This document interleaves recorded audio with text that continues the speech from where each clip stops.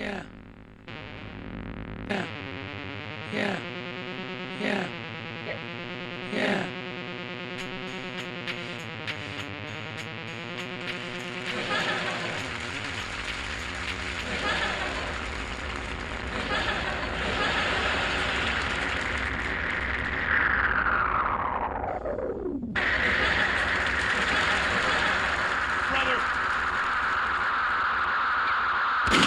Thanks.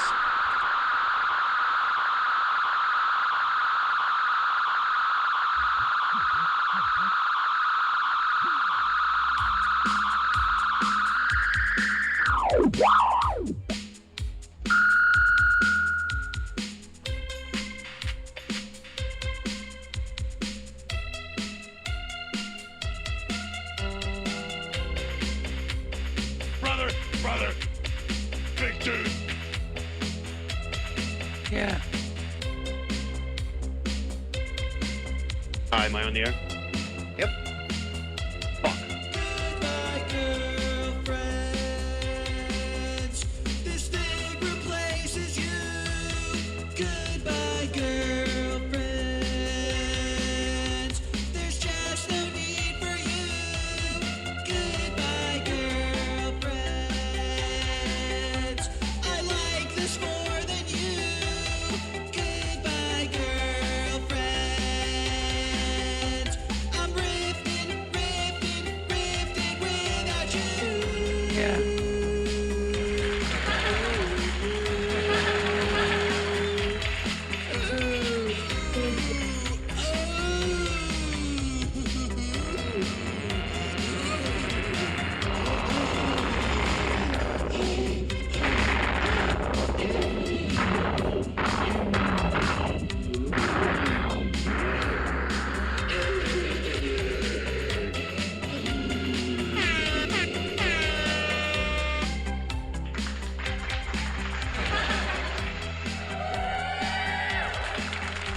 Welcome. Okay, everyone, settle in. The show is about to start. Woo! So exciting. I can feel the love for the poorly played stream in the air. Welcome to episode 466. We're back playing Metal Gear Solid Peace Walker. It's the day of the Dragon Ball Z Boo Saga in 5 minutes from Mega 64. It's the day for cartoons. The king of cartoons, my co-host for today. You know him. You love him. Mauricio joins us today. Hello, Maui. Oh, look at Majin Buu makes an appearance. What's up, doggy? How you doing? Doing good. We're celebrating the new video, the new Majin Buu video that you guys are getting out, right? Yeah, today marks the final release. We've been teasing it with some really cool shots and a great trailer, but I'm happy that the final vid is out and everyone can see what Mega 64 has been working so hard on. Right on the dawning of heading over to Anime Expo, an expo completely devoted to the worship of animation. What better chance to have you on here? Everyone knows Mauricio, not only the proprietor of Rocking Pins, but you've been working with Fleischer Studios and doing a lot of animated stuff and kind of re-scanning and saving a lot of these old gems. Is that correct? I see you're wearing the Coco shirt right there too. Yeah. So this cartoon specifically is what kind of jump-started my whole mission, because I saw that there was this big interest in this scene. Specifically, it's from Betty Boop's Snow White. Yeah. And what happens is that they rotoscope Cap Calloway, who does an appearance on this. And what happened is this fan made a video of Ghost Main, this rapper, and they used that sequence of the dancing ghost and Coco, and it took off. Like, it took off without the Fleischers even knowing this. Like, when I realized that there was this big interest in Coco the Clown, I was just surprised, and I just got to thinking, like, where are those cartoons? Where are the other ones? Where are the Betty Boops? Where are the color classics? But yeah, it kind of led me to, I mean, with the bigger picture that I think Yeah. with these big companies like Funko and what have you, like Mondo or whatever. They're selling a lot of nostalgic stuff and not nostalgic products, but a lot of the younger generation kind of doesn't know what it is. Like whenever I do booths or sell stuff at conventions, I have Gumby, I get big inflatable Sure. Gumby, and all these Which is something parents that get like I grew up with, but only because of like reruns, and like TV Land shit. yeah, But and younger generations essentially- have no idea, I'm sure. But that's wild. So essentially, my thinking is, instead of just selling the item and without giving context, why not work on, figuring out where this material is, restoring it, put on screenings. I actually put on screenings here in LA. We do the Gumby screenings where we have a lot of really great turnout. But funny enough, the Gumby stuff was the most surprising to me, seeing how Really many good people turnout. show up. Really great turnout, and what's really awesome, it's a lot of young people. It's a lot of people from mine and your generation who grew up watching this stuff, because apparently Gumby was on Nickelodeon. I had no clue it was on Nickelodeon. I used to watch the movie through a cassette, but apparently, yeah, there's this whole generation that just still loves Gumby, and because sadly there's not really like a streaming service or anything really pushing that, I'm kind of working on putting on screenings, maybe do like a tour.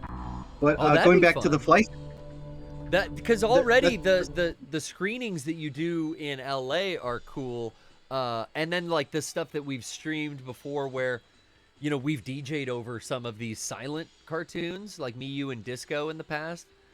Like that stuff's a lot of fun. But I think a tour, like a road show of these, would be really cool, like to different theaters. yeah, I think when I used to work at a movie theater, all these legacy screenings where Disney would reissue Toy Story or Beauty and the Beast or whatever, it would constantly sell out, and there hasn't really been something like this for This old stuff. Gumby or Yeah. the Fleischer. Yeah, like imagine seeing Popeye or Superman, the old Max Fleischer ones on the big screen. Yeah. And funny enough, we found two prints of Superman. So the thing with Superman is This all is of the the- old those Max cart- Fleischer one, the old Max Fleischer version of Superman.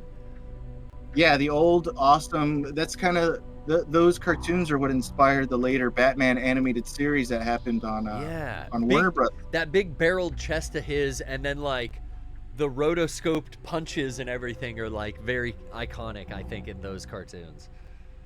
What's really awesome too is a lot of the imagery. If you look at it now, they were trying to imitate the old pulp covers. Those old like kind of the shadow and the kind of like these really awesome Yeah. painting covers from the 30s and 40s.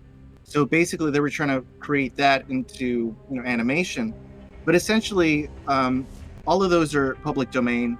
Warner Brothers owns the original elements, but they haven't really like put out they haven't put them out on Blu-ray. They haven't really Right. scanned the original elements. There was a DC web streaming service that had them on there, but they weren't HD. From what I heard, they were just upscaled from DVD. But we found two prints in Australia, and we're scanning those. Or we already scanned them. We're just restoring them now.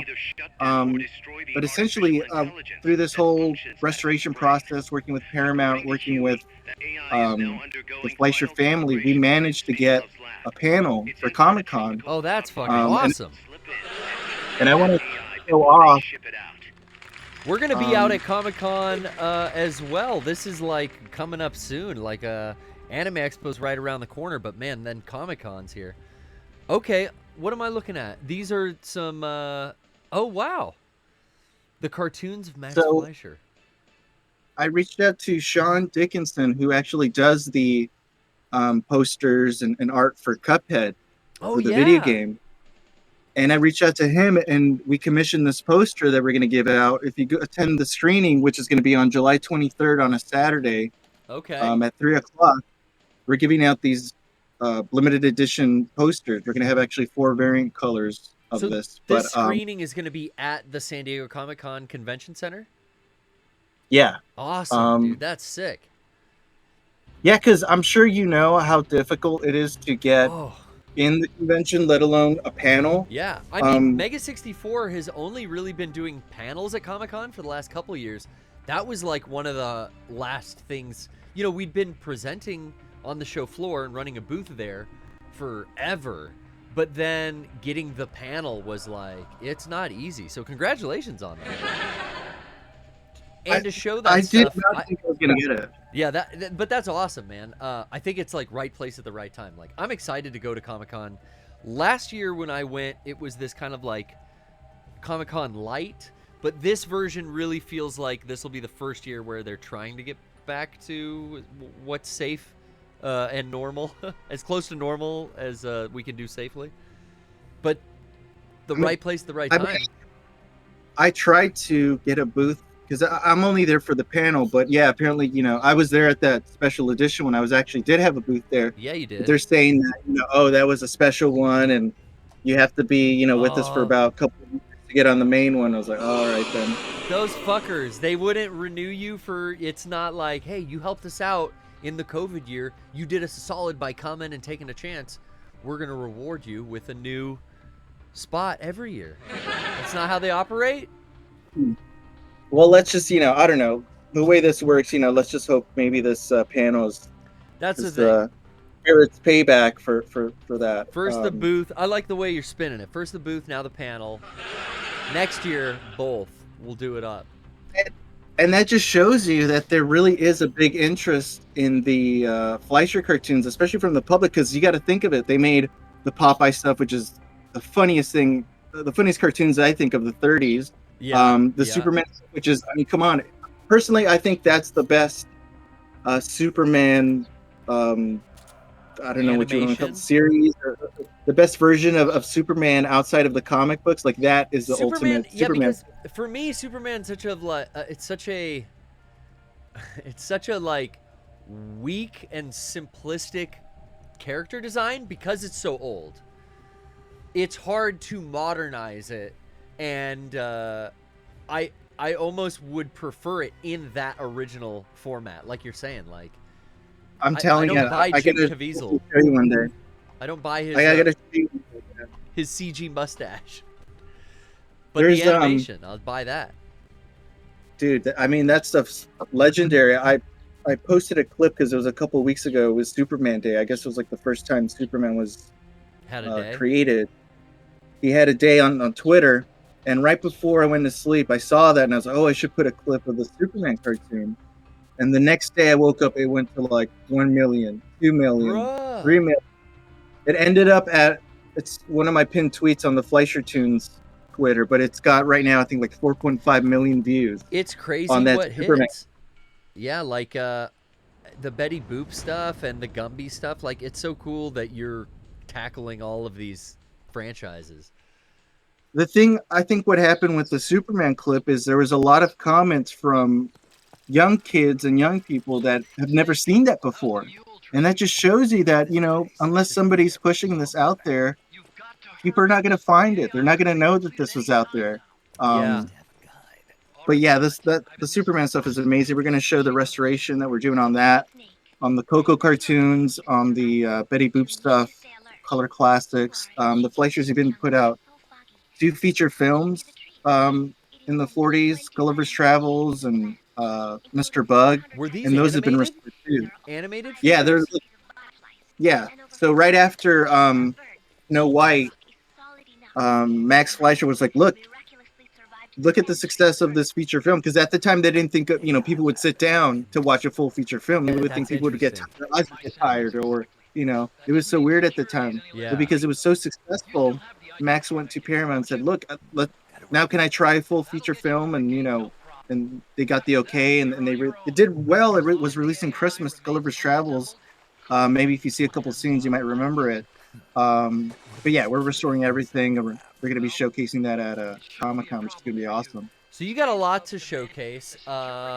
We have some disgusting fish eating going on screen. We're playing Peace Walker, Mauricio. I don't know. Are you familiar with this Metal Gear game? This was like a portable version of Metal Gear. Is this the one with the trading cards?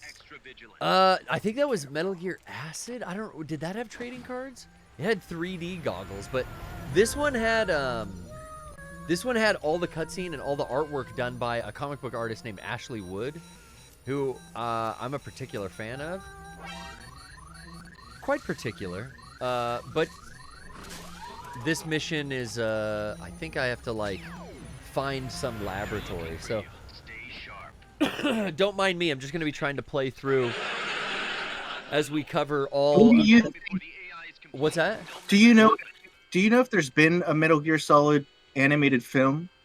Oh, you know, I know there's some fan film stuff on YouTube that's not too bad, especially some stuff that they did to, like, bridge the story after Phantom Pain and the first Metal Gear Metal Gear game. But no, not really. Not like anime or animated. It's so tight to Kojima, I think, like, he would have control of it. But now that it's just Konami's babe, who knows? I don't know what would happen. But that's interesting. Would you want to see that? Would you want to see it? Yeah, I'd rather an animation or something like that than a live action, which is what everyone keeps talking about. Enemy search may not spot enemies that are I think I don't need a live action. You could get away with more stuff. You could make it really moody, and I could, like, picture it, almost like one of these big epic films. I'm surprised there hasn't really been an interest to make an animated film of this. I think it would only have come about, like, since Kojima's gotten away from Konami.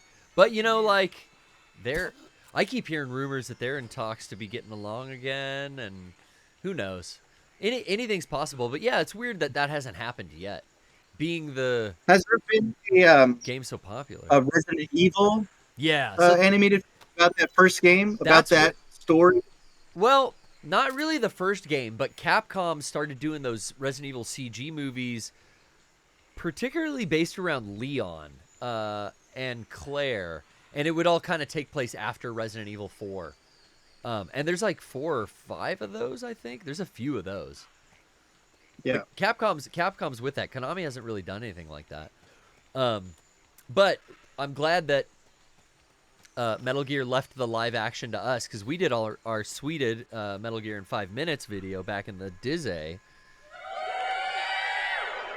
And I am so happy to talk about Boo Saga with anyone else in the chat, anyone in the Discord. Let's check the chat while I'm at it. I've got a moment here where I'm not spotted by the enemy. Let me duck so I really remain hidden. It's Jackal. You like the CG movie with the airport? I like that one too. I think there were like a bunch of fucking liquors loose in the airport. It was problematic. Hey. Frame rate is a little choppy. I know, Killer. I'm getting a 100% CPU message.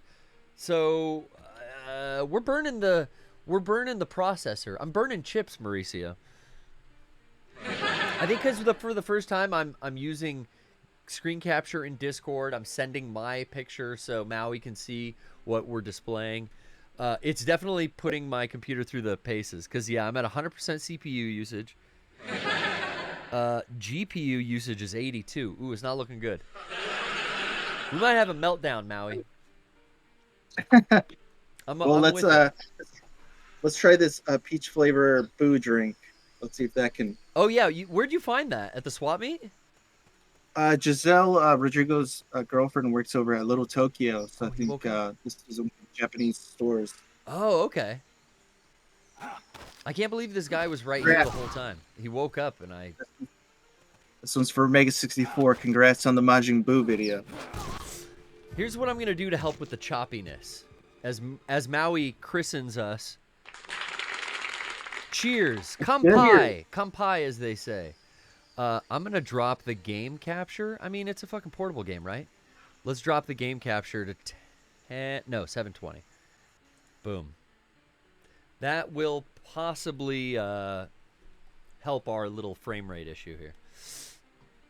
I'm gonna wait for that to populate.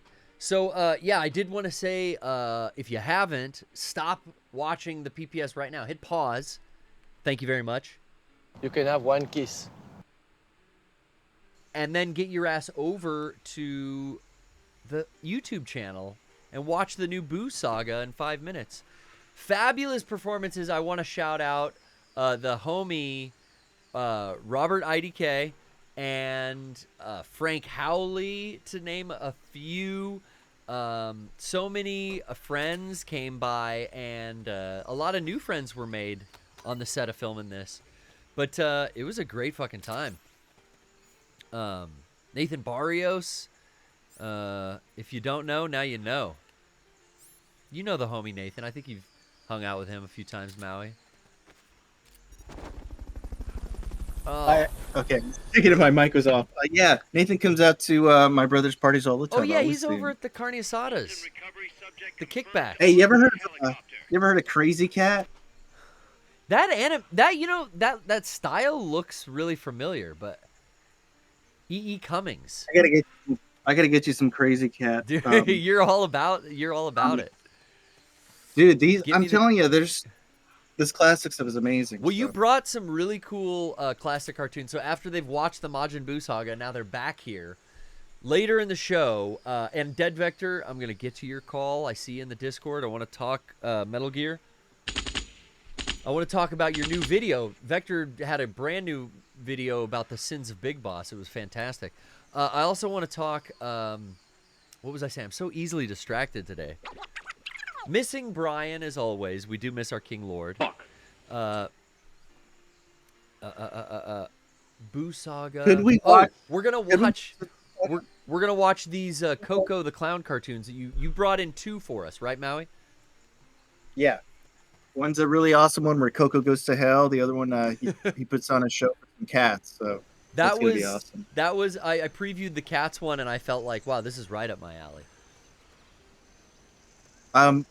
Could we watch that Majin Buu video?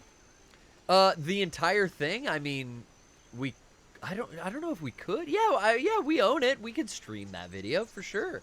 But I think everyone's seen it, you know. Oh, for sure. That's here.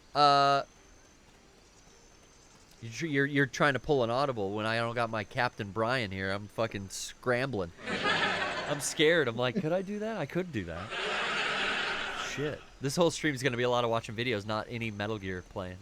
But I'm interested shit. to hear a little bit of behind the scenes of as we're watching to hear you talk about different scenes, maybe how the stuff was made. I mean, I'm a big nerd about that stuff, so definitely like. 'cause I assume. Oh, I've never seen that hold where he totally chokes me. The behind the scenes stuff is definitely coming in a full video, which I'm excited to showcase. But we're just not there yet. But I would definitely like talk about some stuff specifically, like if you had any questions, or if any of our callers later on in the show have any questions. Oh, there's so many dudes. I fucked this all up, Maui. I assume you did all the makeup for the video, right? Yeah. This one had me making costumes and doing makeup, doing a lot of prop work and getting stuff ready, way before we were filming. There's the double takedown, the double CQC takedown. This makeup was minimal, it's the usual stuff. But the building out of the costumes and specifically like some of the props to have the Majin Buu egg opening, that was kind of a fucking interesting way to do it. But it was cool. We used one of Johnny's Pokemon like card ball. What is that? A Pokeball? Some people recognized it. Sorry, I'm getting choked out. I've never seen that move. I just did not fucking handle it. I think we wanted to do that over again anyway. I think the 2 most popular. Yeah. The 2 most popular sagas. Cell and Boo would be Cell and Majin Buu, right? I don't know. I struggle with that because Frieza is so iconic to me. Being the age I was when Toonami just replayed it over and over and over again. It was always the Saiyan saga, or it was always the Frieza saga. I don't know. I think a lot of people like the Buu saga. I was the least familiar with the Buu saga, so it was cool to prep for this. I rewatched. I had started at some point years ago all of Dragon Ball because I got those old DVD box sets, and then I made it into Z, and then around the time we were writing the script for the Boo saga, I was just starting to watch all of Boo. And I finished that right when I kind of started making costumes. So it was perfect having that really fresh in my mind. Because I know Rocco does that, like, with the end of Ava and the Ava in 5 Minutes video. With a lot of our stuff. He'll rewatch the source material right before. I know he did that with Cell as well. You guys gotta make sure to dub that in Spanish. That's what because if you put it up there, I told the boys, I said, like, in a meeting last week, I was like, yo, Spanish and Japanese. I said subtitles, but dubbing it would be interesting too. you gotta dub it because we grew up watching. Oh, I know. Dub. Yeah. Yeah, don't. If you get, I mean, I speak Spanish, or I'm sure you could find some bilingual people. Hell, maybe you can get some foos to We got to get some voiceover fools that really know how to fucking sell it, because it's so over the top. You got to talk so fast. Dude, Dragon Ball Z, like, hit a rock and you're gonna find like 20 Mexican dudes who grew up watching Dragon Ball Z. So Bro, you can that's totally how I found find it. Yeah. The homie showed me after school at his house, Telemundo was airing stuff that wasn't out yet here. I think it was Frieza Saga and we were still on Saiyan Saga or something. I can't remember exactly, but it blew my mind. And I remember the Spanish Frieza's voice I liked better than the American. But that's a good point, man. Yeah, we should dub that. You got to dub it, because then I bet you somebody else is going to do that, and then they're going to steal all your videos and hits and all that. I've seen it happen before. Didn't it happen with the Japanese one or something? Somebody else like retook the video and then just dubbed it over and didn't credit you guys? No, I think there's certain videos of ours that we've worked with Japanese dubbers to do a different track. I think it was some Konami stuff, some stuff for Metal Gear. I know the Transfaring video, at least for their version of it or their presentation, it was all done by Japanese voice actors, and I think that's uploaded. But yeah, I mean, there's a million things to do. But right now, fingers crossed, the thing to fingers do. crossed. There's a lot of Spanish-speaking anime fans. Yeah. Well, at least I think we should, get that fucker subtitled. Okay, I'm gonna restart this mission. I'm gonna drop in Vector Maui. This is a guy. He makes Metal Gear videos on YouTube. He's a podcaster, big Metal Gear fan. We're dropping you in right now. What's up, Vector? There's enemy scouts around here. They'll be nearly impossible to see. Let's see. There's a delay. I'm trying to catch it. Can you hear There's me? a delay. Yeah, well, you're calling all the way in from Zanzibar land. Is that correct? No. They fell. They went under. Oh, that's right. That's right. Well, I did see that. I was showcased in your latest video, man. Congratulations. The Crimes of Big Boss. Is that what it was titled? Hey. That was the one. I Crimes liked of Big it. Boss. I'm glad you liked it. I'm really excited about that. I'm hard at work on the next one as we speak. Now, this was something that I think we've talked about in the past, was Big Boss's use of child soldiers. This was heavily debated on, I think, a past Kojima Frequency I was on with you. But now, it's summed up very well in this video, and I gotta say, I'm 100% behind you and your point on the child soldier dilemma all the way. Yeah, I've had that argument with so many people over the years. It basically that one thing was why I had to make the video.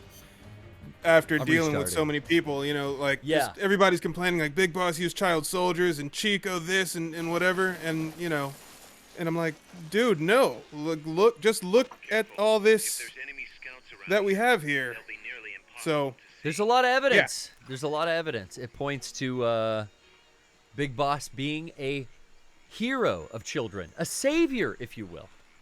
He's such a nice guy. He's like, yeah, you gotta watch the video. Santa Claus with a gun. Exactly. And He's got the beard and everything. The way he slides into this level, into this map and this mission was fucking so cool. He's like Tarzan. We can get to that in a minute. I got a bone to pick with you, Garrett. Oh shit. I keep getting spotted. I don't know what I'm even doing. Well, that was a good shot. Well, we'll handle that first. Okay, and yeah, then, yeah. I'm you know, back. I have been for the past couple weeks. I've been trying to spam comments to get you to see it. Ashley Wood was Yes? a guest artist on this game. The majority of the cutscenes, the art was actually done by Yoji Shinkawa himself. Okay. So what? Shit. No, Snake, come on. Hey. We got to get the facts straight. Wow. He's dead. I stand corrected. So, Yoji Shinkawa did the cutscene art like in, I guess it's like this hybrid style. But what did they use from Ashley Wood? Just like still images? We don't really know. He was a guest artist, so like there are certain things that you can see, like he did some of this, or you know, like you might be able to see his style. But That's so the interesting. majority of the art style, because Ashley Wood's art style is like really Way unique. sketchy. Yeah, it's so unlike Yoji Shinkawa. But whenever you see a face, you can tell like, okay, that's a Shinkawa type deal. Now that you're really digging into that, I can kind of see it, and it's in the face. It really was. Yeah. Yeah. Ashley Wood, he avoids faces and bodies. Yeah, he and, focuses you know. on toes and feet and. Yeah, and I'm a fan. I like Ashley Wood. Vulvas. I've collected several of his comics. I like yeah. the cover he did for Contra Shattered Soldier on PS2. Oh yeah, he's a great artist. I have just about every art book he's put out with IDW, and all his Automatic Kafka single issues. That was the first thing I found of his. I think under Image Comics, but so talented. His art books are so horny. I mean, this guy is into feet. It's fucking awesome. Yep. I mean, Okay, legit. so he's the Quentin Tarantino of the Metal Gear world, I yeah, guess. Definitely. By the way, I wound up seeing. Speaking of feet, I don't know why feet reminded me of this, but I wound up seeing Crimes of the Future. Okay, all right. I guess that's more Mauricio. related to crime, since we were talking about the Crimes of Big Boss. Oh, he's not there. I was gonna ask Maui if he's seen Crimes of the Future, if we could spoil this or not. But I did want to talk spoilers, but no, not now. No, I do, later. Yeah. Hey, Maui, have you seen that movie Crimes of the Future? That Cronenberg joint? No, but I hear. Crony?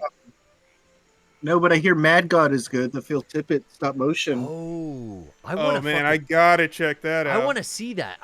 You keyed me in on that. I think it's on Shudder. Okay. Oh fuck, I have Shudder. I should check that out tonight. I'm gonna write a note. But yeah, let's talk. If you don't mind, Maui, let's talk a little bit about the new Cronenberg film starring Viggo Mortensen, video game superstar Leah Seydoux, and many others. Oh man, Did you like it? That's the only thing. I mean, I liked Leia Seydoux, Yeah. and I'm sure you can guess why. You know, in the French Dispatch, she was very topless in that film, and I'm picking up a reoccurring kind of theme in this one. I wonder if the director's like, oh well, let's kind of recreate that scene, because there was a lot If of you're into it. there was a lot of topless Seydoux. Hey. Is that I'm not French. There was a lot. There was a lot more than I was expecting, you know, and it was Yeah. like I was surprised that they were allowed to like linger on that shot as long as they did. Yeah. Well, it's art. you know. It's art. Is it though? It is. Okay. It's gotta be, man. It's art. If people respect these directors like, Cronenberg and David Lynch, and I don't Okay. know. I wonder what the conversation must be. It's got to be delicate. It's got to be like, he takes you aside and he's like, now listen, this isn't a perversion. This is art. We're developing the character here. Right. I can only imagine. And they're all for it. Well, hey. I was applauding. I was standing ovation. Oh The yeah, more- no, I'm not. That I wasn't complaining about until it got weird. The more nudity And then in at film, that point, I mean, I loved Jackass 4. I mean, more than any other. I think it was the most nudity I've seen in recent years. Fantastic. But yeah, funny. the plot and the film itself, I was like really interested in how low budget it was. It had to have Right. been. Like the locations, I loved all the locations and how simple they were. And there's like 4 or 5 of those like very Cronenberg looking set pieces, which that was, you know, where some money went in. And then to get the pull of like big time actors who I thought did great jobs.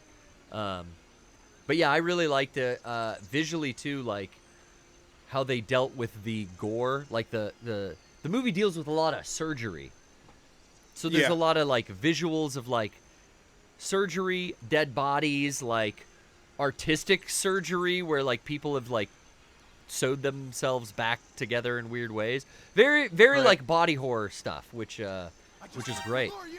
Yeah, that was something that I thought was really interesting about the entire movie, was that it takes place far into the future to the point where humans have started evolving in weird ways. Yeah. But there's absolutely like no like advanced technology that you would expect from a futuristic movie. No, like, well, somewhat. Like these machines that, you know.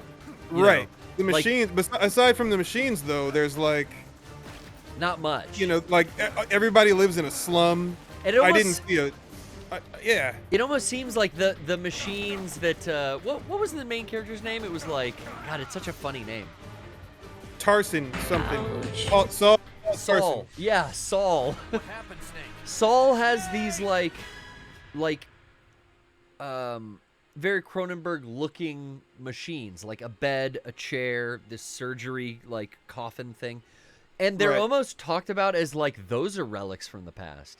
So it's got this vibe of like civilization peaked and then shit has fallen off, and like there's some old technology still kind of laying around. Like Saul has taken care of these 4 like machines that he has. These whatever. And Right. I think my favorite characters in the movie are these 2 maintenance gals that work on Oh the yeah, they're the machines. best. They're so funny. I know exactly who you're talking about. They were great. And honestly, I didn't hate. I actually really liked Kristen Stewart's character. Very much so. Oh my god. I didn't yeah. expect that from her at all. Like she plays it in a way that's so you're on the edge of your seat waiting every word, you know, like yeah, that was a good character. yeah. And I gave all the Twilight movies a fair shot. You know, I Okay. went into them completely open-minded.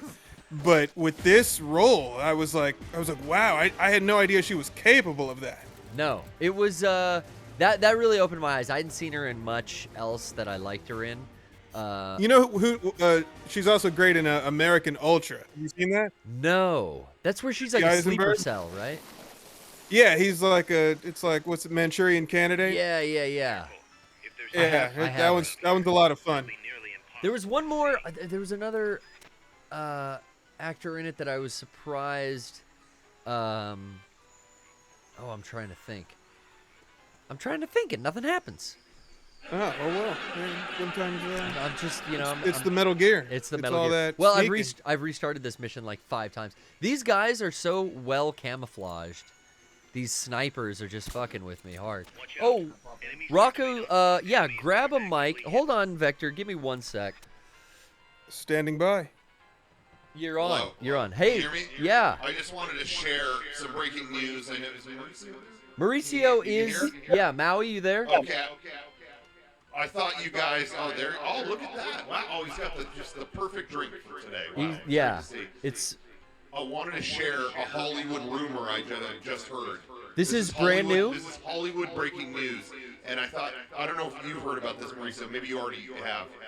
So I might be late to the party. There is a rumor floating viciously around right now. say it ain't so. They've been talking about, there have been rumors going around that Fantastic Four might become a thing. Oh, that's right, because, MCU. yes, we got a little peek of it in Yeah. Doctor Strange, okay. The rumor going around right now is Doctor Doom, famous villain. Sure. Whatever. they may have found the actor for Doctor Doom, and it might be Howard Stern. No, Are you fucking serious? There was a rumor going around. Okay, this you're lying. This fits. Vector says he's lying, but this fits.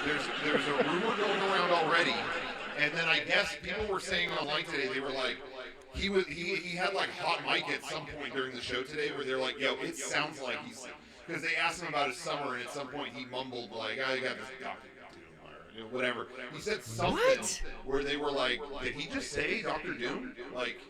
Well, he's dealing with his parents dying and the doom of the doctors constantly nagging him about his father running around naked and maybe he's calling his dad Dr. Doom. Maybe. That could very well be. It's revenge for the whole, the way his father treated him his whole life. Yeah. Now, this fits, though, because, I don't know, Vector, are you a big Stern fan? You listen? I know enough about Howard Stern to know about the Sybian. I don't know if you guys are familiar. Yeah. Well, yeah, everyone's heard of the Sybian, of course, right? I know, Mauricio, you've been a fan. Who, me? Of course, you. Dude, that's gonna be the biggest Marvel movie, the biggest box office opening with Howard Stern as Dr. Doom. Are you kidding me? Like that's what he's about this whole career. That he wants to do. I think so too. I watched Private Parts recently. I was like, this guy's not a bad actor. Well, never gets to. Exactly, and the reason I think it fits is because he has talked on his show very openly about not wanting to act in like other people's roles or do anything unless he was going to make another movie, with the exception of he wants to play a supervillain. He's always wanted to play a supervillain. He's died to be cast as a supervillain. I think as close as it came, Gary Shandling was cast as the senator in the MCU arc. Yeah. Senator Stern. The rumor is that role was for him, but he didn't want to take it because it wasn't as big. It was a cameo, and he's like, yeah. But that's interesting. That is. Thank you. I just wanted to report that. There's a lot of talk swirling around about it. So thank you. You guys would want to know. Breaking news. I'm a big deal. Breaking news. Thank you to everybody who watched the Majin Buu video today. Thank you. Appreciate that. It was number one on Reddit, a huge chunk of today, so I'm very happy about that. And I'm glad everybody was. Rocco, you gotta dub it. Dub it for the Spanish people. Oh, Mauricio, he's requesting a Spanish dub. He says La Raza would appreciate it. We grew up watching that. Multilingual flair on that video very soon. But yeah, thank you guys all for watching. Thank you for the update, Rocco. Yeah. And we'll if you see everyone. If you need help with the Japanese version, let me know. Out there's going to Anime Expo, we'll see you this weekend. We'll see you at Anime Expo. Vector will lend his expertise in the Japanese department. No, thank you, Vector.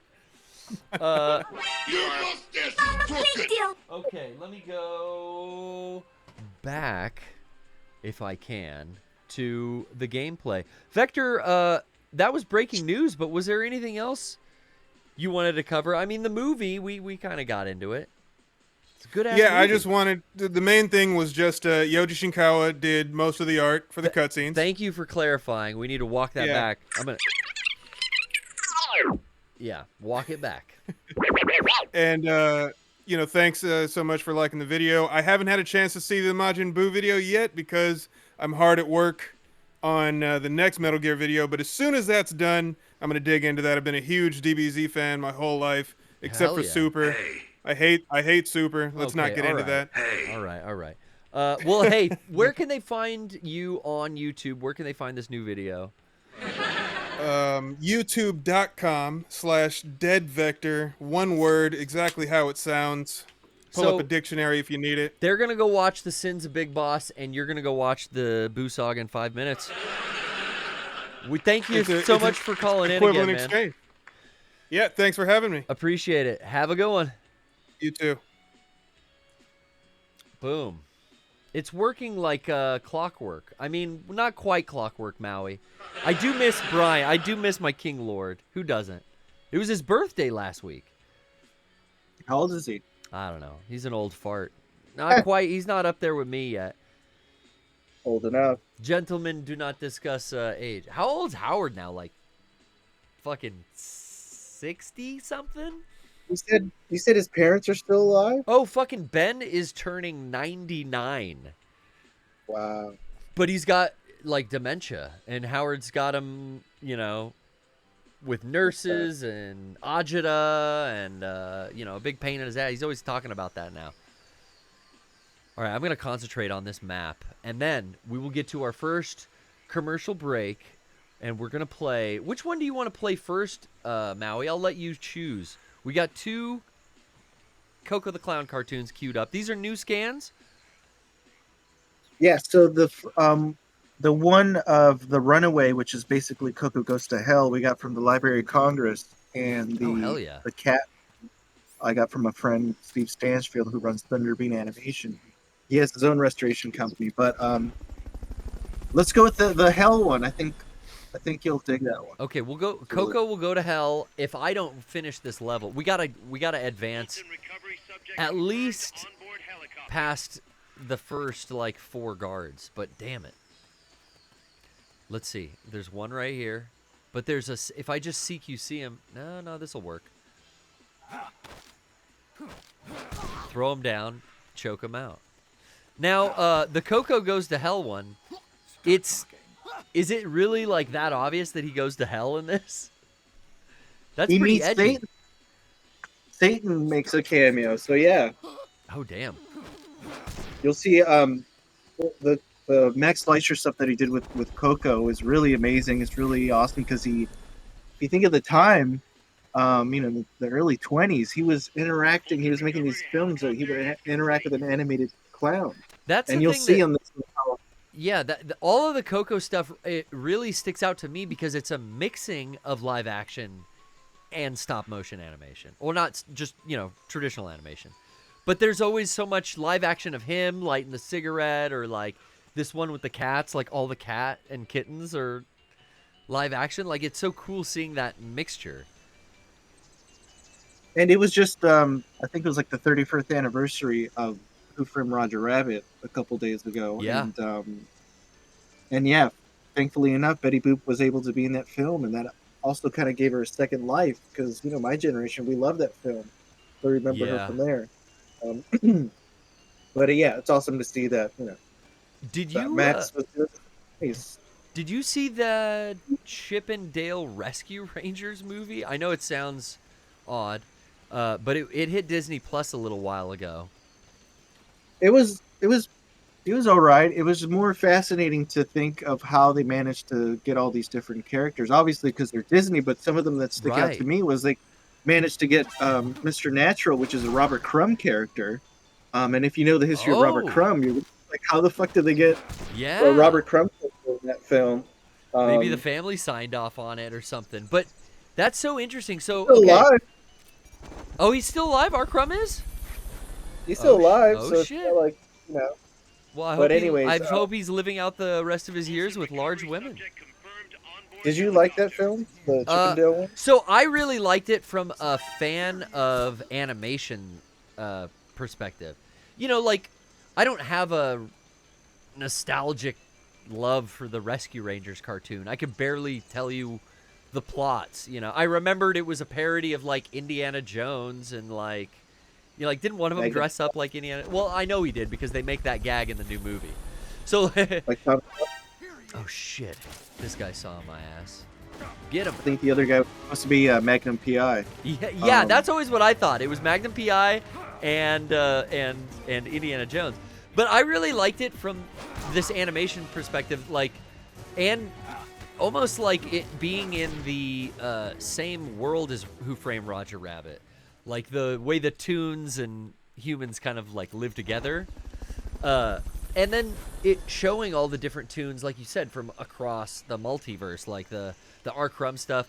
All the little in-jokes and stuff about bootleg animation, and then that being a loophole. I love that they wrote into the script that there's this process of bootlegging characters to make bootleg animated films. Well, that plot got him away with doing all those parodies of like The Simpsons and all this stuff that maybe they didn't even need to get or couldn't get permission for. They could kind of lampoon in a way that made sense because of that plot point in the story. But I thought, like, as a fan of animation, which I am, I did enjoy that movie. It hasn't been much good on Disney Plus lately, but I like that. I think what the coolest, or to me the funniest thing, was the whole ugly Sonic, That making him a character. Yeah. That was really funny. That was, that's such a fucking internet, like, meme culture thing. I was really surprised that was done so well and not ran into the ground like a meme usually is when it appears in, like, a major movie. Oh, I saved a POW. I mean, that's the funny thing is, like, he wasn't just like a quick cameo. He was a full-fledged kind of almost character. Yeah, and I'm curious if they had to license it from Sega. I'm curious. I didn't check the end credits, but I'm curious if that's considered a Sega property. See, yeah, that's what I'm not sure, because maybe they get away with it by calling him, it's not Sonic the Hedgehog, it's Ugly Sonic. That's not copywritten. And that design is maybe scrapped. So I don't know. I'm very curious. Just watching it exactly like you said, like, it raises all these questions, like, how did they do this? Oh, Rocco updated us. Sega handshaked with Disney, partnered to make Ugly Sonic a thing. Sega or Paramount? Hey. Hollywood, they're greasing palms, they're making deals. And I feel like I have gotten to another boss fight. The helicopter Mi-24A general purpose attack chopper is here. Sorry, what were you saying? Do you recall if they made any Walt Disney jokes? Do they reference Walt in the film? Yeah, I don't recall. I think they said something about him denying the Holocaust and having his head frozen on a can of tuna in a cryogenic freezer. Something like that. That was in the film? No, I'm joking. That was not in the film. These are things that I shouldn't be allowed to say on the internet. But regardless, the enemy soldiers have been Fultoned. The prisoners have been Fultoned. And it's time. Maui, do you want to set up Coco's new adventure here? What is this one called again?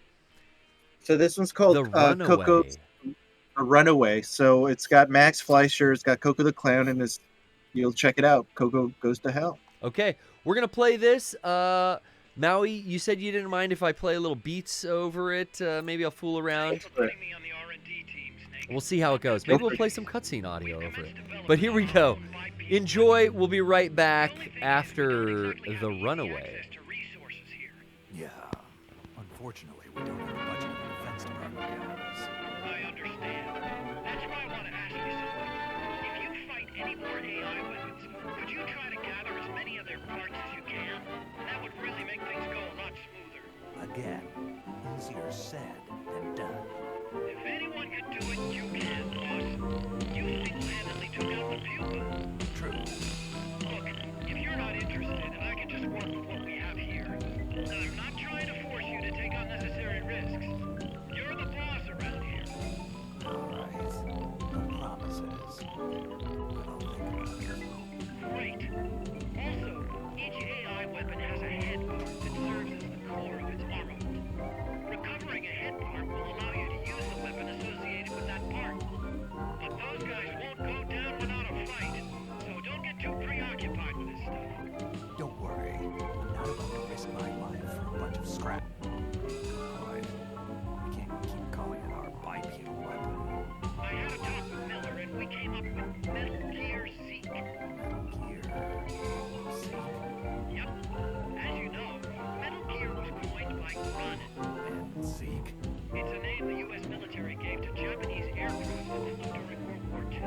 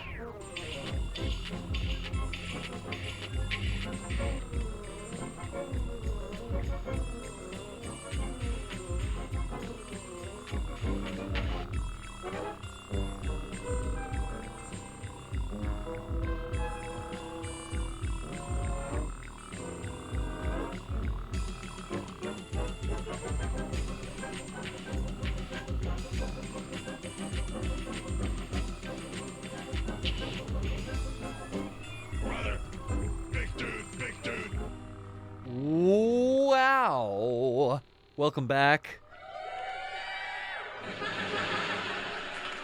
That was dope. For the next one, you just gotta mute the cartoon because it was kind of like overpowering your Thank synth you a little bit. for bringing that by, Maui. That was awesome. Oh, I don't think you heard me, but I was saying on the next one you gotta mute the cartoon because that was playing, a little bit same volume. You know what I mean? Oh, You did wanna hear- yeah, I took my headphones on. I'm sorry. What was up? I should have looked at the chat too.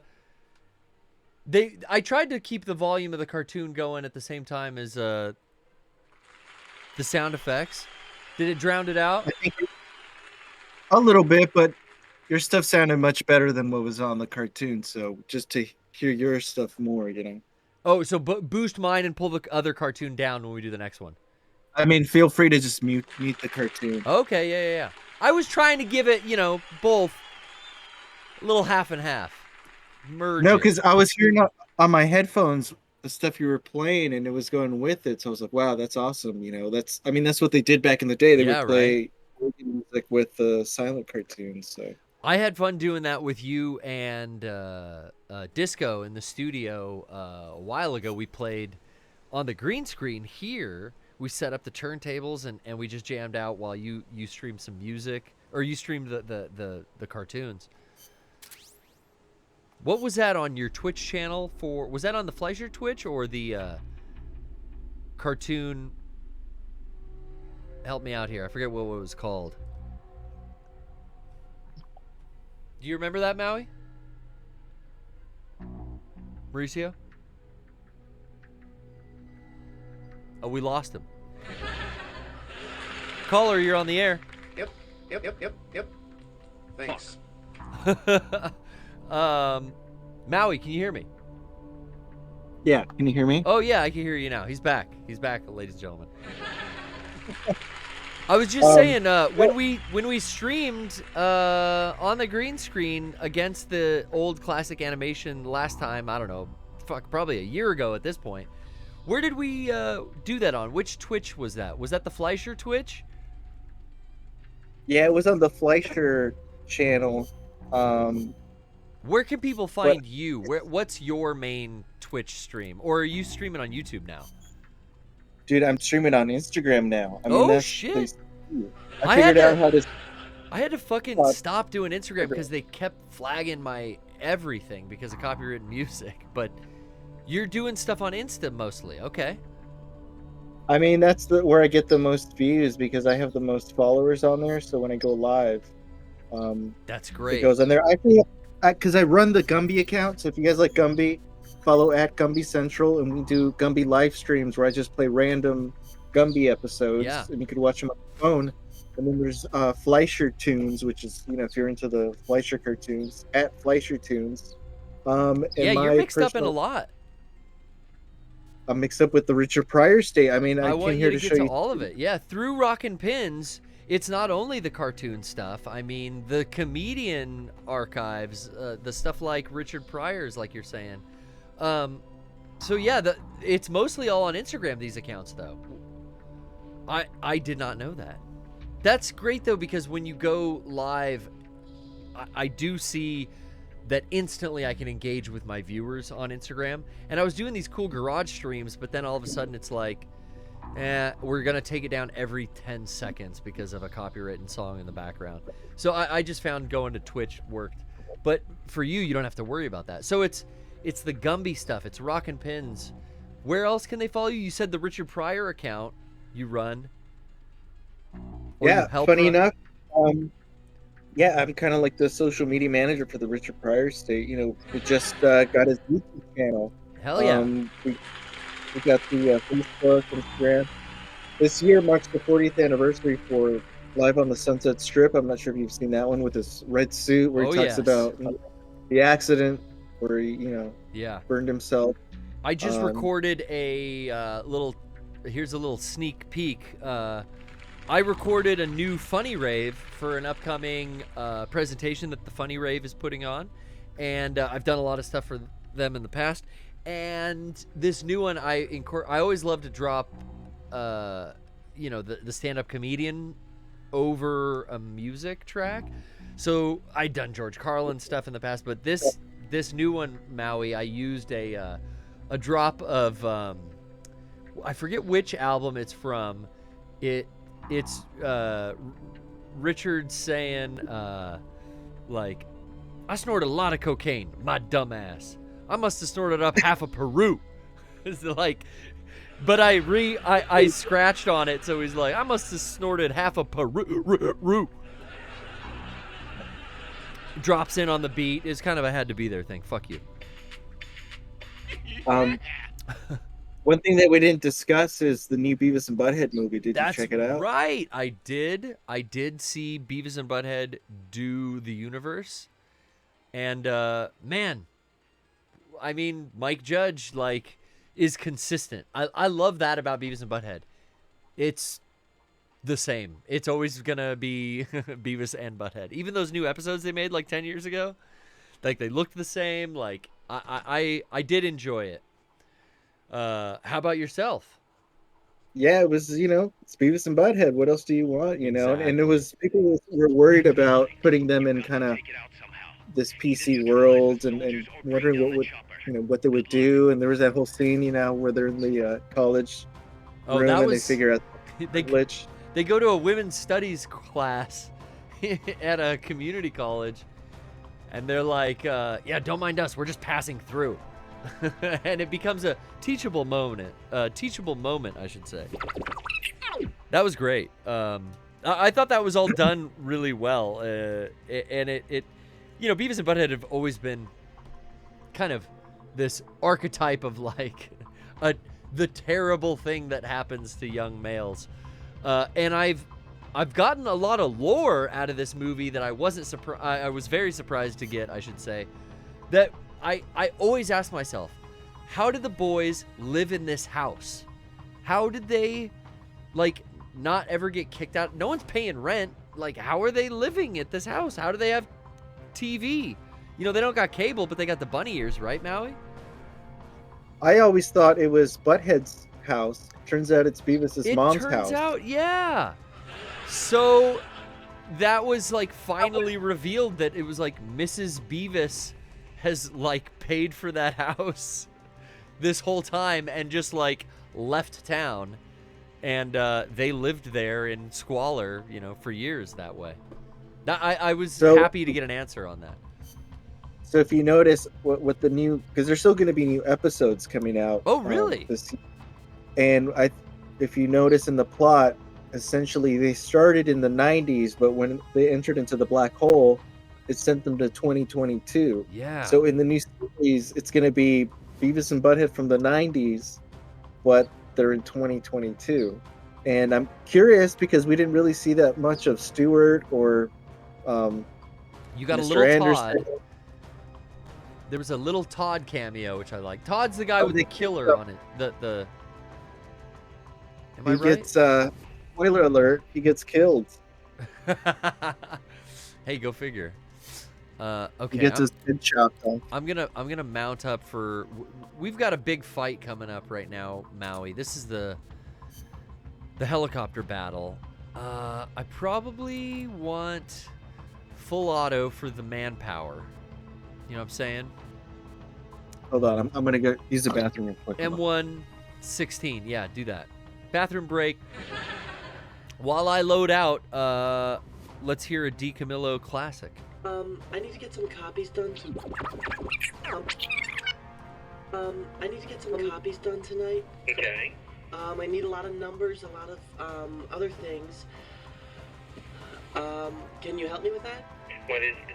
I need a little bit more help on your end. What is exactly do you need? I need help. Shut up for a second. I need help from you because I need what I'm gonna need is a lot of color pictures by the morning.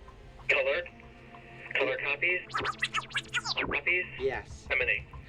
A lot. A lot. I'm afraid. Around 7 or 8. Oh my God.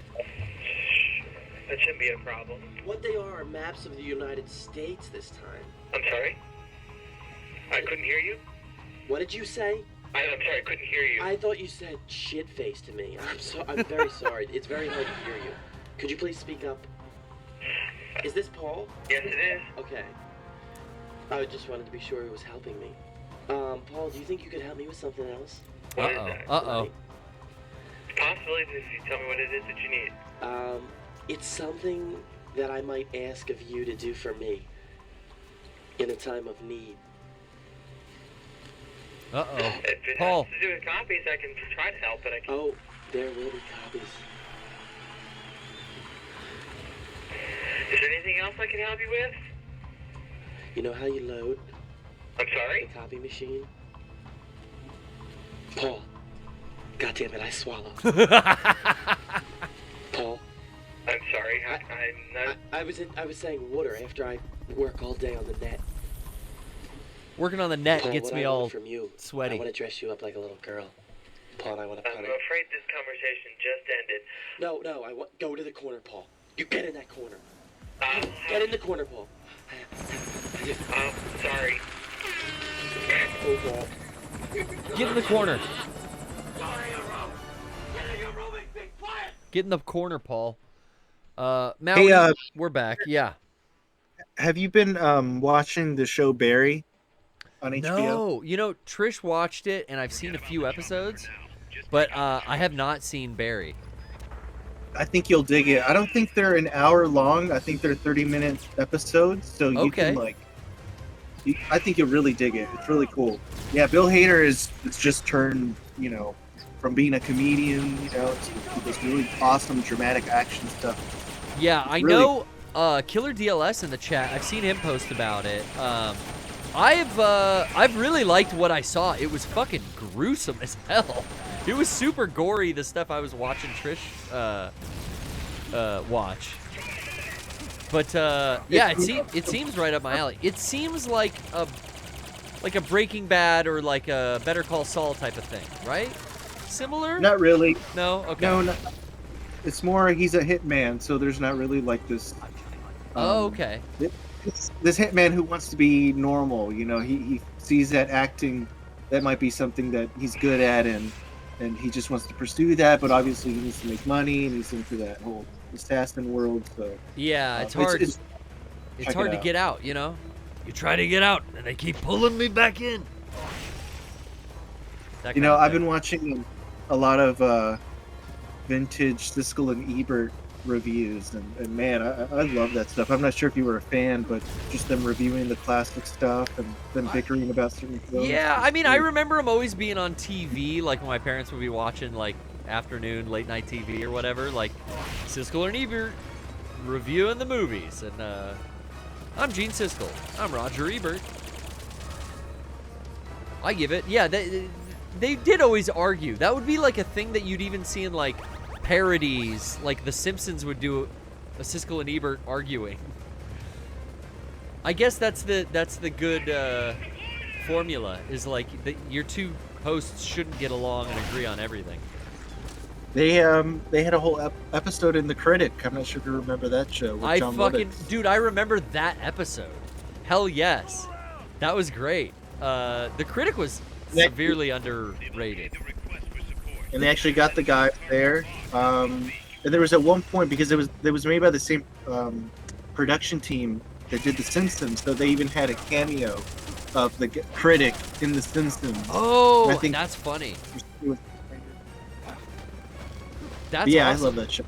That didn't someone who worked on that show just pass away?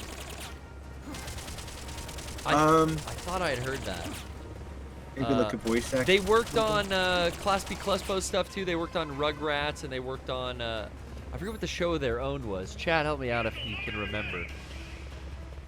Let's check the IRL chat. Did you end up seeing Ava on the big screen? Yeah, the Duckman guy. Didn't he work on Duckman? Yeah, that's what. I thought he worked on all of that stuff. Anyway, what were you asking, Maui?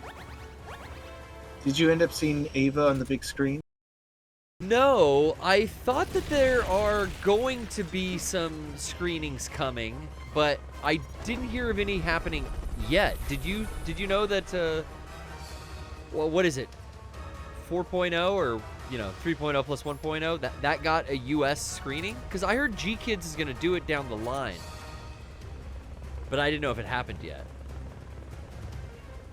I just recall you saying you were gonna fly to Japan just to go check it out. Well, yeah, but fucking COVID happened, you know? That was, my fucking tickets were bought, dude. 2020, it was July, wasn't it? Or something like that. I had my tickets bought, and, you know, then the pandemic happened, so I didn't go. And then, I don't know, can you even get into Japan easily? I don't know how, like, travel's even opened up, but... Yeah, it worked out that shit just came out on Amazon, so... Saved me a couple thousand on, getting to just stream it for fucking free, essentially, because I already had a Prime account. As a fan, though, would you want to see it on the big screen, or you're... Yeah, definitely, dude. Like, I want to go to this G-Kids screening when it happens. It'll probably be like a Fathom event or something like that. But I know that there's something coming out soon with you know, G-Kids, who has the current license in the U.S. for not only the new movie, but the old ones, too. Ooh, I better equip this ration. Oh, did he die before I could Fulton him? No, he's ready. Missile loaded and ready. Oh, shit. I've been seeing... Oh, fuck, I died. That sucks. Unequip the ration. You can't do that. You can't unequip the ration. Maui, let me pay attention. Let me focus. Can you give me some words of encouragement, maybe? Positive energy. Positive energy. Push and believe. You see the Brody Stevens flyer here. Always remember. Never forget. They're gonna do a Brody walk in August, I believe, where they're gonna go to Brody's bench and they're gonna unveil a new mural. So that's happening later if you're a fan of Brody. Heading to the 818. Gotta visit the Brody bench. And I'm working with Greg Turkington on. He has like this access to a record label. So what we want to do is release an album of Brody at the Satellite, because he used to perform with. Oh, dude, I would love that. So we want to put out a vinyl of his performance, you know, kind of give people the true Brody, you know. Yeah. How it really was Brody's show. Well, I loved also something, not only have you archived these classic cartoons, but like you archived Brody's old periscopes.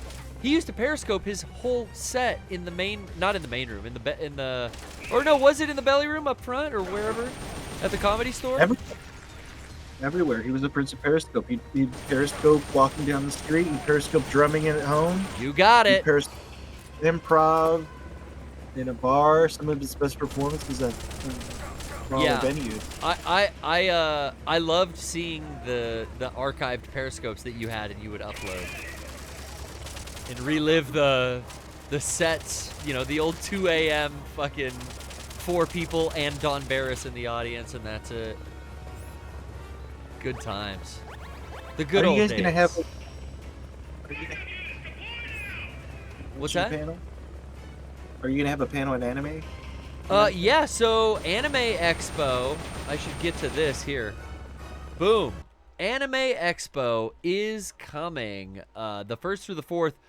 We'll be there. Booth number 4022 the entire weekend, and we have a panel. Final season part 6-4. That's this Friday, July 1st. In the JW Marriott at 1:30 p.m. Yeah, we got a panel, baby. We're going to be showing off some new stuff. I love the background. And we're going to be showing off some new behind the scenes little peeks at our latest Metal Gear Boo Saga video. And we're all going to be there cosplaying and having a good time. I haven't been to Anime Expo in 3 years. It's hard to fucking believe it's been that long. You know, Comic-Con came back kind of this limited capacity last year. Got to experience that. Oh, he dodged it. But Anime Expo, wow. It feels like it's been forever. I mean, 3 years is a long fucking time. How long is the expo? Isn't it like 4 or 5 days? Yeah, it's the 1st through the 4th. So, and then there's like day 0 kind of stuff where you can pick up your badge and like attend certain things, I believe. Whoa, don't throw grenades at me. And you're gonna be there all the whole Oh, event? yeah. I'm going to be fucking trying... Oh, I died again. Damn it. I'm going to be trying to maintain my energy levels. You know what I'm saying? I'm going to be getting food after the show, getting to the hotel room, and getting some ziz. You know what I mean? It's standing for 10 hours at these conventions. You've done it, you know. It's hard on the body. Standing on the convention floor for the 10-hour day is one thing. But then also, like, you know, having constant interaction sometimes. It usually comes in waves. Maybe you get a little die down in the sales and in the crowd, and you can snack on something in the back of the booth like a little gremlin, you know? I'm so fucking pissed. Kevin hates doing gremlin mode, but we have to sometimes. Did you go to a convention on your own of something else, some other theme? Well, yeah, I like attending conventions. I mean, I used to attend Comic-Con, and that's how I kind of like saw Mega 64 there. And kind of was introduced to them by my friend. And I'm trying to think, like, the last time Trish and I just went for fun. We were going to go to an anime expo, one of those party ones that everyone's talking about. I've always been told I would have fun at MagFest.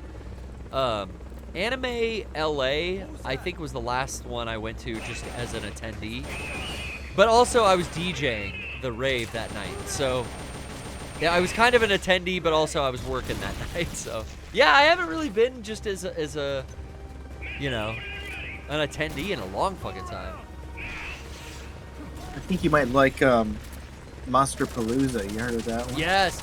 I always get a flyer for, there's 2 Monsterpaloozas. I think they're in Pasadena. And the guy I always get the flyers from, I buy vinyl from him like every Comic-Con. He wasn't there last year, you know, but I'm always like, dude, I gotta check this con out. I gotta come up here. It's hard though with my work schedule. You know, I'm traveling so much to go work a con. Then also like traveling to go to a con. It's, I don't know. It's weird. It's like when you're a plumber, you don't want to come home and like plumb on your pipes. Yeah. So your pipes No, they've are all been fucked up. the Monsterpalooza specifically. They've been having a lot of visual effects artists just come out and just showcase their work, or, or have a booth. You know, people from big movies. I think some guy from Game of Thrones, and you know all the new Stranger Things. That's cool. Makeup. So yeah, it's more of a half exhibit, half convention, because you know obviously you're gonna find all your horror merch and stuff like that. Yeah, you'll find that stuff there. But yeah, just to see all the statues and figures and all that, it's really cool. Yeah, there's like this revival of these classic monsters that I'm really digging. I think That's Universal that's maybe something to get into next. Is these like old like the old Hammer film monsters or the Universal stuff? The Universal stuff and the Hammer stuff. I just watched a classic last night. I rewatched Sleepaway Camp. I was like, I need to go to bed. What should I put on? All right, let's put on Sleepaway. Trish put it on, to be fair, but I fucking love that movie. The ending is so good. Yeah, it's awesome. Like Suspiria got like a bit of a few years ago. With that remake too, yeah. Did you watch that? I haven't seen the remake yet, and I think I now finally have whatever streaming service that's on. I really need to do that. Excuse me. Oh my god. Oh wait, I never asked you because I know you were a Sam Raimi fan. Did you like the Doctor Strange movie? Yes. Oh, so much, dude. Yeah, I haven't like enjoyed a Marvel movie that much in so long, but it was because of, hey, this is a director I really like, and it felt like a Sam Raimi movie. I mean, Sam Raimi, or however you say it. It really felt like his movie. It was fucking awesome. I dug it a lot. I was not expecting it to be so violent. Yeah. You know, I guess we got it now, but the dude where his mouth fucking shuts close and his fucking head explodes. Like, god damn! Like, I did not expect that in a Marvel movie. That was that really fucking just awesome. holy shit. Yeah. And you know what really pissed me off though was that this whole time as a millennial kid, a 90s kid watching 90s X-Men. kids. Yeah. Fucking in the animated series, wanting to see that version of Professor X with the yellow wheelchair. We've been wanting to see that version. Like, oh my god, they give it to us. We fucking kill him in front of us. Like, how could they do that? That was so shocking to me. Just in the First Class movies, was young Xavier in the yellow chair at one point? I'm trying to remember, but I don't remember. I loved, like, Rocco was just talking about that Fantastic Four rumor, and, like, yeah, you got that in this movie. You got, like, Marvel Zombies stuff, which was a comic I really enjoyed. You got so many cool fucking things from the Ramiverse. I wasn't going into the movie expecting things that I should have. Like, I was fucking so stoked with the Bruce Campbell and the car cameos from Evil Dead, and I totally forgot. Like, oh yeah, he does this in every movie. Why wasn't I expecting that? I had just forgotten, like, because I was like, oh, this is a big Marvel movie. He's not gonna do that. But it's like we did it in all the Spider-Mans as well. I really dug that. It's funny how that's the success of that Spider-Man, the Spider-Verse movie. It just opened up all these like different stories of multiverses, and even Beavis and Butthead had multiverses. Dude, if you were everything everywhere all at once. I know, like, so much shit. Oh, it's knocked me out. No, that was dumb. I fucking stood there and got knocked out by my own supply drop. Oh. That was a bad move, Maui. I shouldn't have done that. Oh shit, I definitely shouldn't have done that. Alright, we're almost waking up. Oh god. Oh god. Will I automatically eat tortilla chips? Hopefully. Okay, I've got 2 bars down on this guy. I'm gonna pay attention. And then we've got another cartoon to get to as well, isn't that right? Yeah, and I think it might be your favorite. I do think you're right.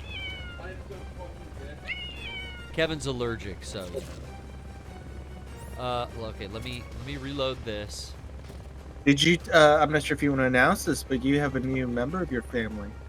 Yeah, I announced it a couple weeks ago on the Poorly Played stream, but Campion has definitely been keeping me from getting a full 8 hours of sleep lately. Our new dog is a Min Pin Chihuahua mix, just like Junior, and Peanut before him. We got a new little guy. Yeah, he's cute as hell, but man, have you ever had, well, your brother and Giselle have Boillo. Is he very aggressive, or did they have him as a puppy? Was he aggressive as a puppy? He's not aggressive with us, but he's, of course, like the mailman and stuff like that. Yeah. You mean he bites you? The little dog bites you, or? Well, like the the Chihuahua thing, like the little anchor biter, like chase you around, like thing. He totally has that like Chihuahua energy, and fuck, man, his little teeth get fucking in there. I got a couple little holes. He goes for the Achilles tendon. He's it's like he thinks we're playing, but the motherfucker's teething, so he's biting hard. We're trying to redirect him. We got all these we got so many toys. The whole house is covered in dog toys. I'll send you some Dog Whisperer episodes. Caesar Milan. Campion. Oh, yeah. Campion, why do you bite me? Listen to me, Campion. Do you know you should not bite? You should pet me. You should enjoy the petting. Don't bite. This is my best Caesar. Oh shit, I should drop a supply marker. I was on the Kimono Friend Zone shouts out last night. You can come. I did. Oh, I moved barely enough to not get knocked out that time. But I had a good time with Anime Serbia. We're playing some Tony Hawk as usual. You can check that out on the Kimono Friend Zone Twitch archive, I'm sure. Oh, we're deploying more assholes. Okay, I'm gonna hit him with more rockets. fat rocket shot. Boom. We've covered Anime Expo. We've covered the Boo Saga. Oh, I should say, at Anime Expo, Maui, we have all kinds of brand new and super rare items from Mega 64's merch archives. Yeah, that's right. We've got it all for you this weekend at Anime Expo. Shit, it's this weekend. This weekend, flies. baby. It's crazy how time flies. You've come out to Anime Expo before. You've seen a cosplayer or two, haven't you? Yeah, but from what I hear, I don't know. I'm not gonna jinx it. But Well, I haven't been in Yeah, but- 3 years, so I'm excited. You know, I want to see people wearing diapers. I want to see some hentai. I want to see some yaoi paddles. Right when I walk in, I want a yaoi paddle to greet me. You know, right up front and center.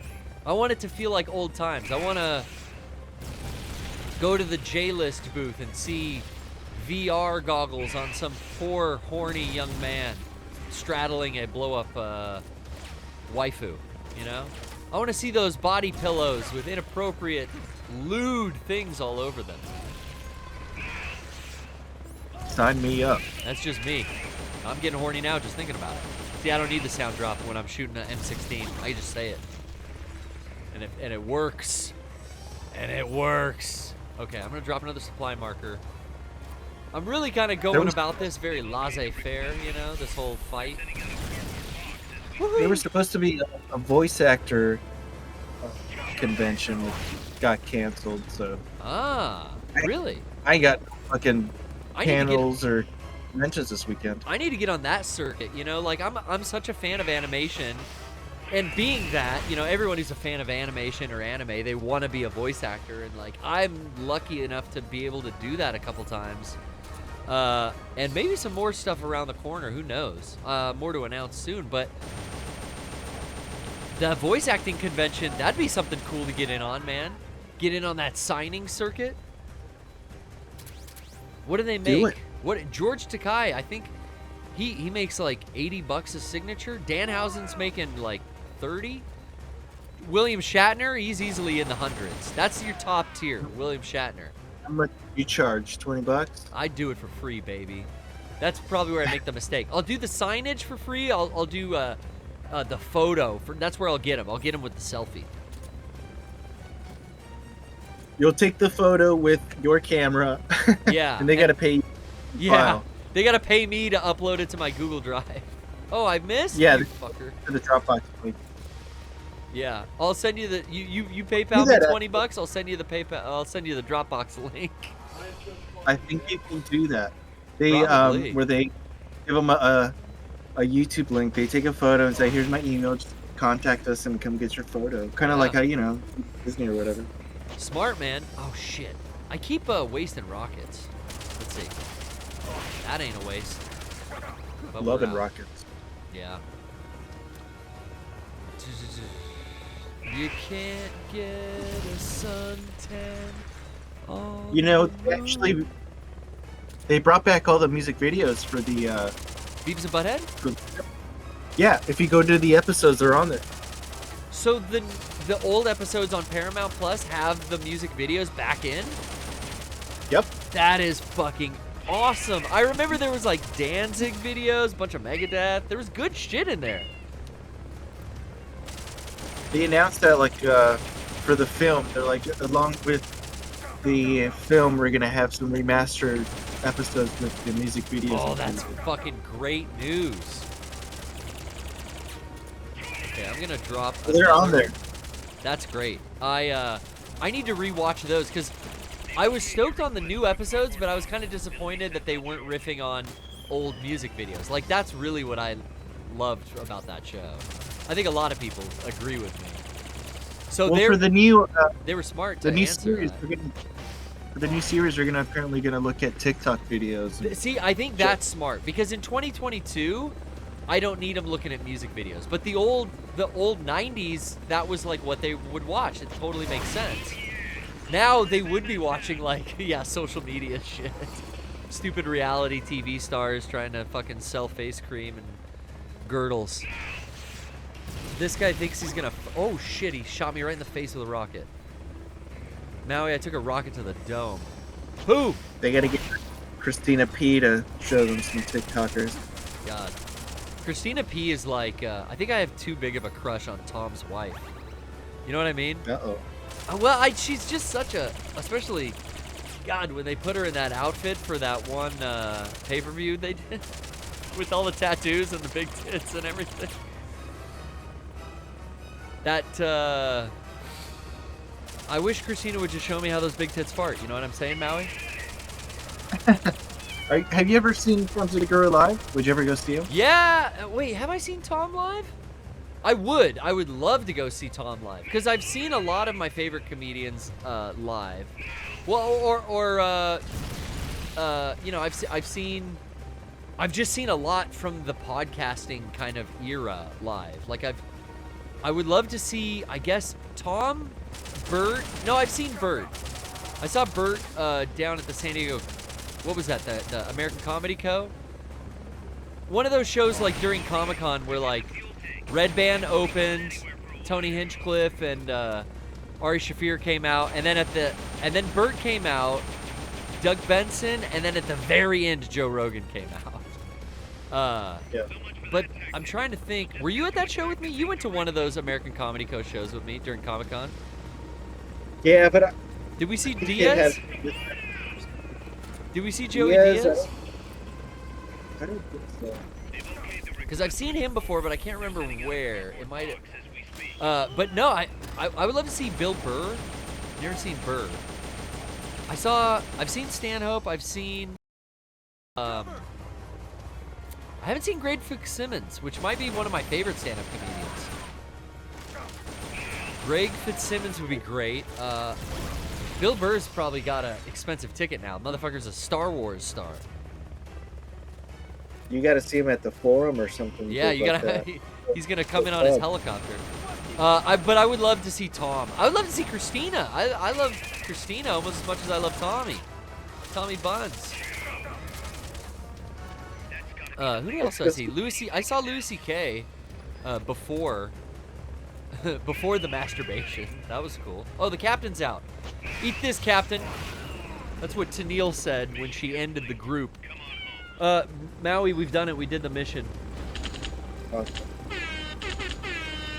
captain is dead, and he luckily, before he died, he landed the chopper to give to me to take back to Mother Base. What a nice guy. Hey.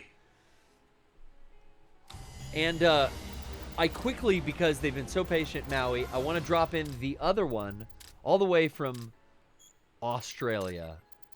I'm going to give you a chance to unmute your mic, the other one, and I'm going to drop you on air.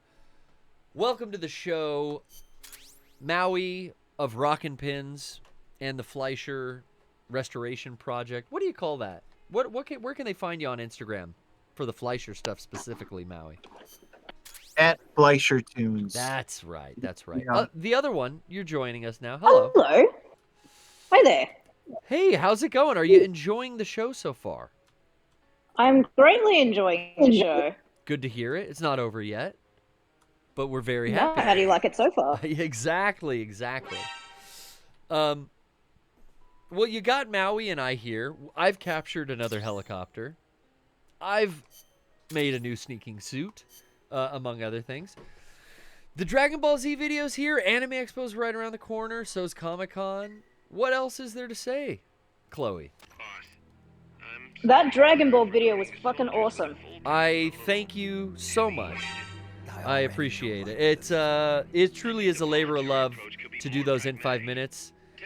So I'm really happy you enjoyed it. I do have a question though. That's something that I'm curious about. Yeah. Well, that's what we're here for. I'm fairly unfamiliar with Dragon Ball, so maybe this is obvious. I don't know. But why does Vegeta have facial hair? Okay, so I didn't want to shave. What the fuck? Now, you might think this is lazy. This is blah, blah, this is what? No, because I will tell you that Vegeta does have facial hair. It is canon. I forget exactly which arc it is, but I'm going to look it up right now.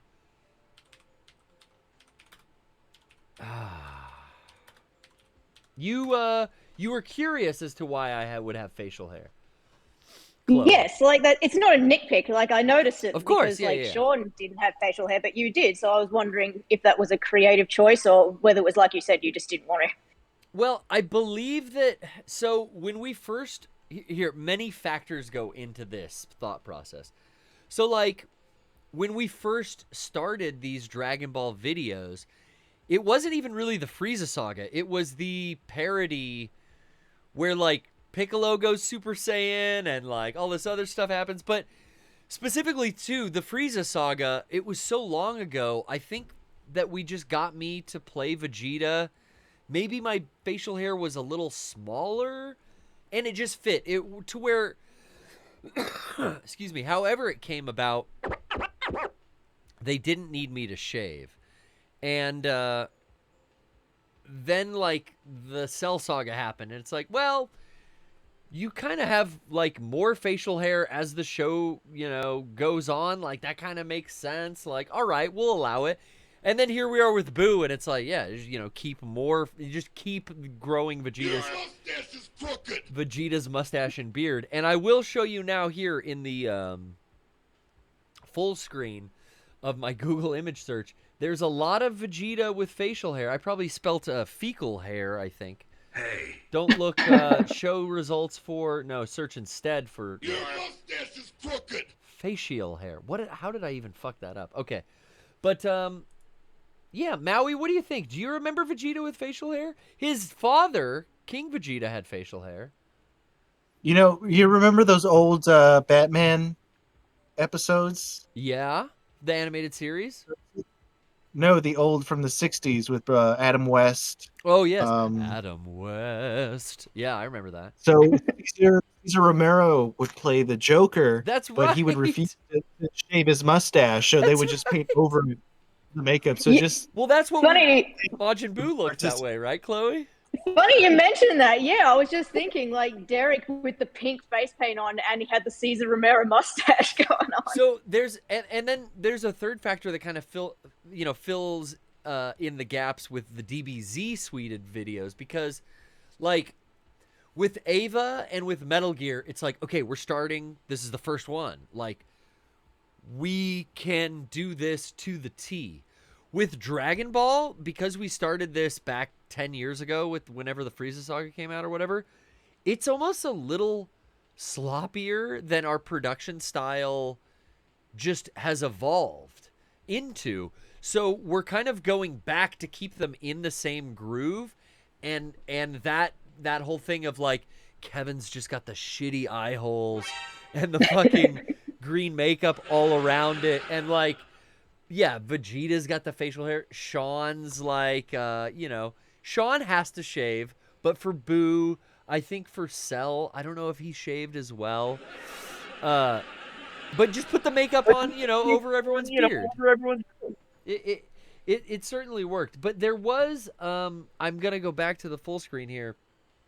There was a precedent for Vegeta having hair. I believe that's DeviantArt, but his father definitely did. This is from Super. I think this is like when they were training, they got beards.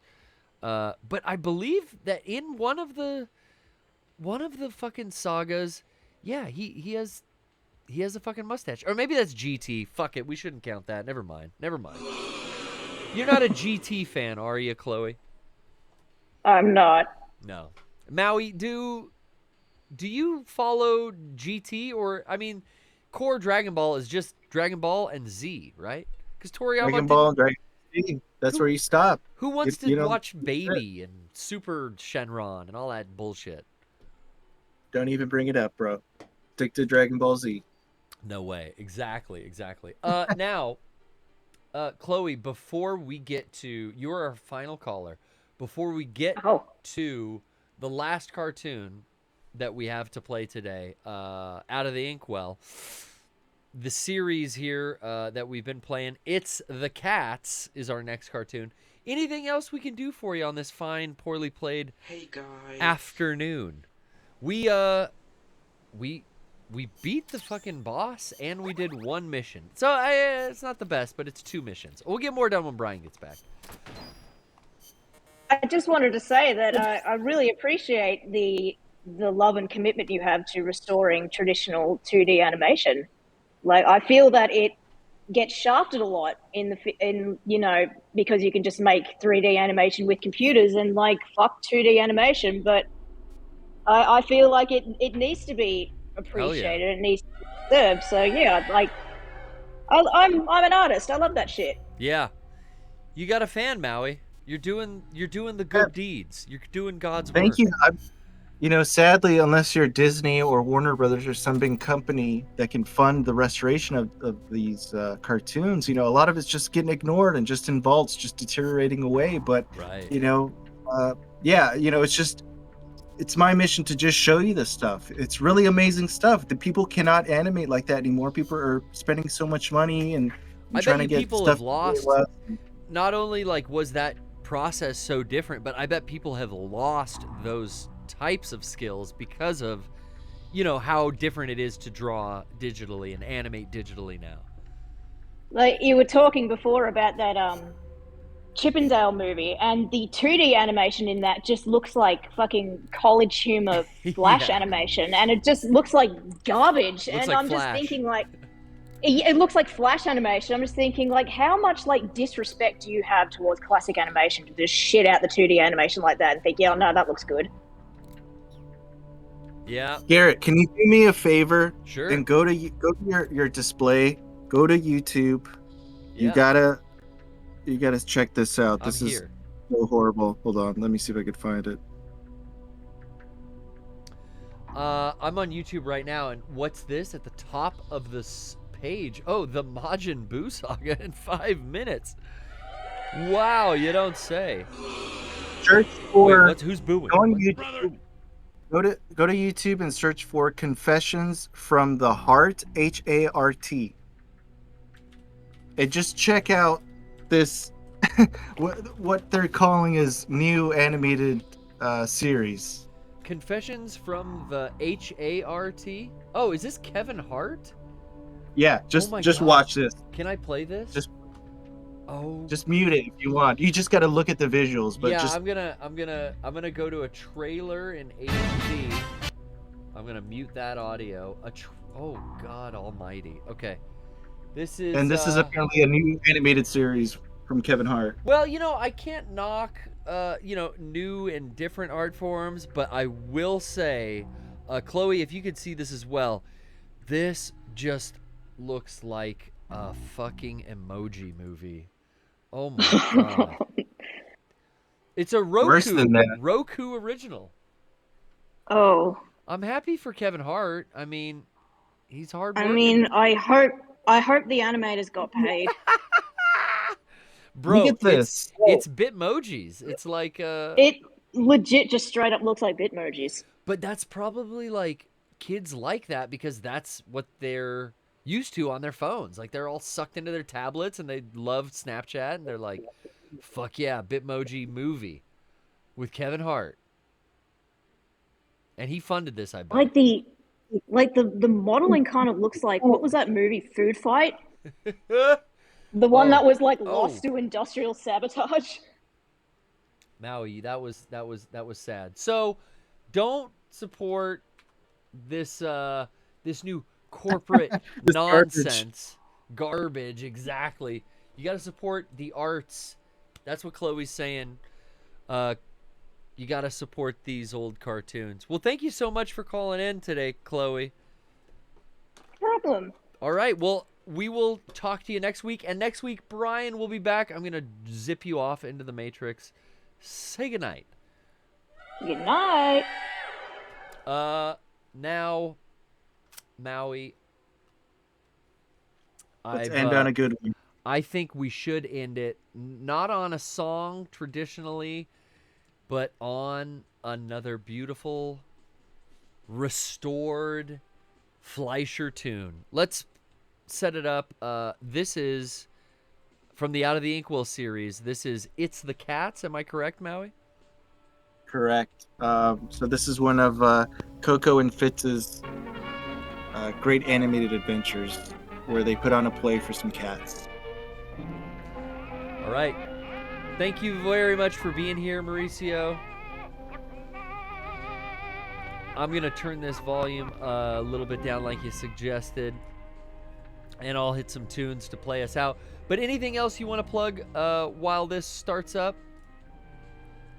Yeah, just follow at Rockin' Pins on Instagram, and if you want to catch our Comic-Con panel, we'll post more info on there. But at Rockin' Pins, and I'll lead you to everything else that we're doing. Everything Thanks else, again, Garrett. Yeah, always, dude. Everything else we mentioned that Maui's on to is on Instagram. I do suggest you throw the Richard Pryor page a follow. I'm a huge fan, and you should be too. Check out all the Fleischer stuff. Check out where Mauricio is screening in the LA area by following him at Rockin' Pins. You can find everything. That's your main hub. Am I correct, sir? That's correct. All righty. Thanks again. Thanks again. This is gonna play out, and I'll text you later tonight, Maui. Have a good one, everybody. Thank you. Bye.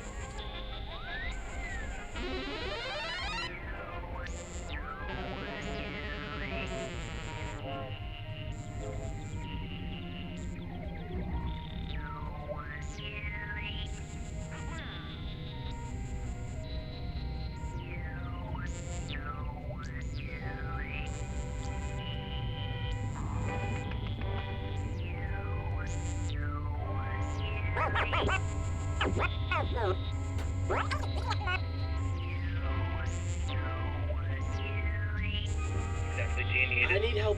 Shut up for a second. Shut up for a second.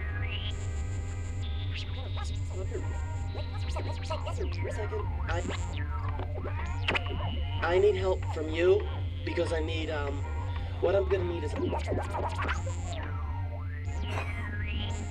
up for a second. Shut up for a second. Thank you. For a second.